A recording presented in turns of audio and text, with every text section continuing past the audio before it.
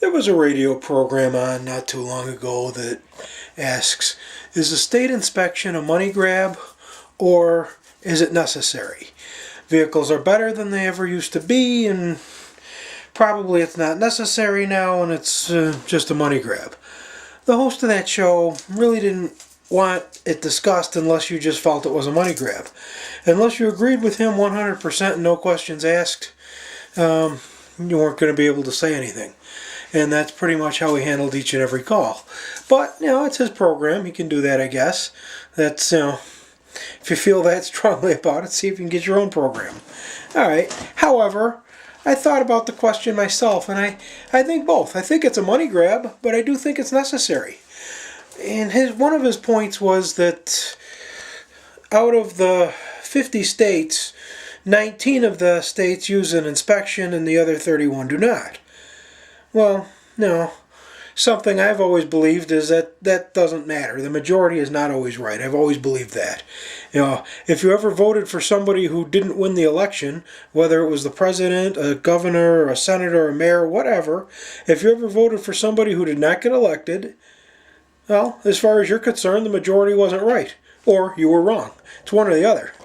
So with that being said, the fact that more states do not have an inspection than do did not make the inspection unnecessary. I also think that when an inspection is done carefully, and carefully I mean, you will find that that state has the safest vehicles on highways because the tires need to be measured to a certain thickness, the brakes need to be measured to a certain thickness, steering arms need to be without play, because steering tie rods and ball joints are very much like the human hip and shoulder. There's a ball and socket in there, and they actually develop arthritis, and over time there's looseness. And some unexpected time, there's a little extra strain on them and they snap. Now your wheel's independent from your steering, and you can have an accident. At the very least, you're going to get stranded. So an inspection could catch that and prevent.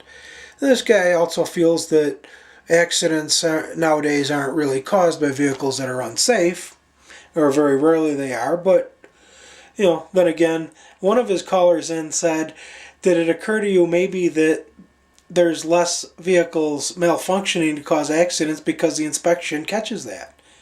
He didn't really like hearing that, but that's that same caller said that he had a Jeep Cherokee that he didn't really know how bad it was, and when they inspected it, the frame was rotted. And that does happen, because when you're it's that's the same as saying the inspection isn't necessary would be like the same as saying that toothpaste has come a long way, you really don't need to get a dental checkup. Well, I can get a dental checkup. I'm 38 years old. I haven't had a cavity in probably 15 years.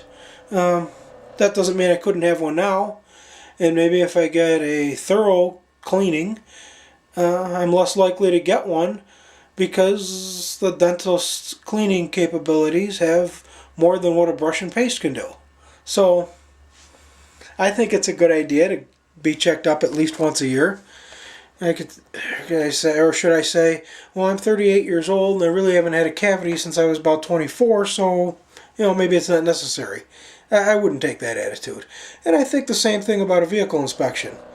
You get it looked at once a year.